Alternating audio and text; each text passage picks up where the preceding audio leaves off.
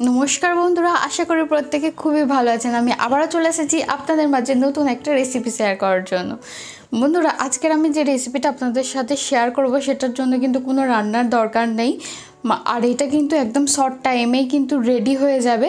আর এটা কিন্তু দুর্দান্ত টেস্ট বন্ধুরা। তো আজকের রেসিপিটা একটু স্কিপ না করে শেষ অবধি দেখতে থাকুন, আশা করছি প্রত্যেকের খুবই পছন্দ হবে। বন্ধুরা, আজকের এই কিন্তু দুর্দান্ত টেস্টিফুল এবং হেলদি রেসিপিটা আমি কিভাবে বানিয়েছি সেটা আপনাদের সাথে কিন্তু ফুল ভিডিও শেয়ার করেছি। তো একটু স্কিপ না করে শেষ অবধি দেখতে থাকুন, আর ভালো যদি লাগে একটা লাইক অবশ্যই করবেন, আর আমার চ্যানেলটা সাবস্ক্রাইব করে আমার পাশে থাকার অনুরোধ রইল প্রত্যেকের কাছে। তো বন্ধুরা, আজকের কিন্তু এই হেলদি ড্রিঙ্কস যেটা আমি শেয়ার করব, এটা কিন্তু ছোট বড় প্রত্যেকেই খুবই পছন্দ করবে। অনেক বাচ্চারা রয়েছে যারা কিন্তু একদম ফল খেতে পছন্দ করে না, তাদের জন্য কিন্তু ফল খাওয়ার জন্য এটা বেস্ট একটা অপশান।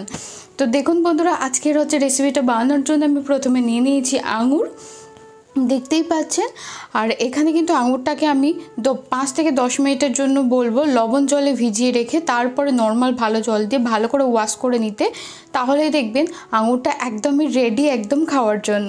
তারপরে এর মধ্যে আমি দিয়ে দিলাম 2.5 চামচের মতো কিন্তু চিনি। আপনারা আপনাদের অবশ্যই পছন্দ অনুযায়ী মানে টেস্ট অনুযায়ী চিনিটা অ্যাড করবেন। যদি চিনিটা খুব মিষ্টি মানে আঙুরটা খুব মিষ্টি হয় তাহলে কিন্তু চিনিটা একটু আপনারা কম বেশি করতে পারেন। তারপরে দেখুন এখানে আমি দিয়ে দিচ্ছি বিট লবণ। আমি এখানে শুধুমাত্র বিট লবণ ব্যবহার করেছি, আপনারা চাইলে কিন্তু নর্মাল লবণ এবং বিট লবণ দুটোই কিন্তু ব্যবহার করতে পারেন টেস্ট অনুযায়ী কম বেশি করে। আর যদি চান আপনারা কিন্তু নর্মাল শুধু লবণও ব্যবহার করতে পারেন, কিন্তু এই হেলদি ড্রিঙ্কসটার কিন্তু টেস্ট বাড়ানোর জন্য বিট লবণের ব্যবহার আপনারা অবশ্যই করতে পারেন, তাহলে দেখবেন এই হেলদি ড্রিঙ্কসের কিন্তু টেস্টটা আরও কয়েক গুণ বেড়ে যাবে। আর এটা কিন্তু বাচ্চারা খুবই পছন্দ করবে। তো আপনারা এইভাবেই কিন্তু এই ফলের জুসটাও কিন্তু বাচ্চাদেরকে খাইয়ে দিতে পারেন। যারা খেতে পছন্দ করেন না ফল, তারা কিন্তু এটা খেয়ে ফেলবে। এবারে দেখুন আমি দিয়ে দিচ্ছি ঠান্ডা জল। আমি এটা 1 থেকে 1.5 ঘন্টার জন্য ফ্রিজে রেখে দিয়েছিলাম, সেই ঠান্ডা জলটা ব্যবহার করেছি। আপনারা যদি ঠান্ডা না বানাতে চান তো নর্মাল জল দিয়েও কিন্তু এটা বানিয়ে ফেলতে পারেন। এবারে দেখুন আমি এই সমস্ত উপকরণকে একসাথে নিয়ে নিয়েছি আর খুব সুন্দর একটা স্মুথ পেস্ট বানিয়ে নেব।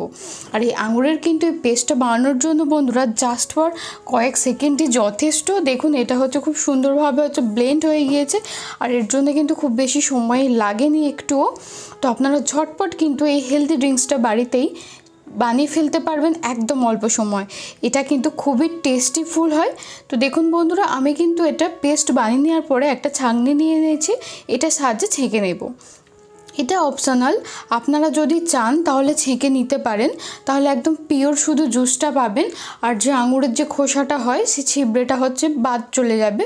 আর যদি আপনারা না চান ছেঁকে নিতে তাহলে কিন্তু নর্মাল পেস্ট বানিয়েও কিন্তু পরিবেশন করতে পারেন, কোনো সমস্যা নেই।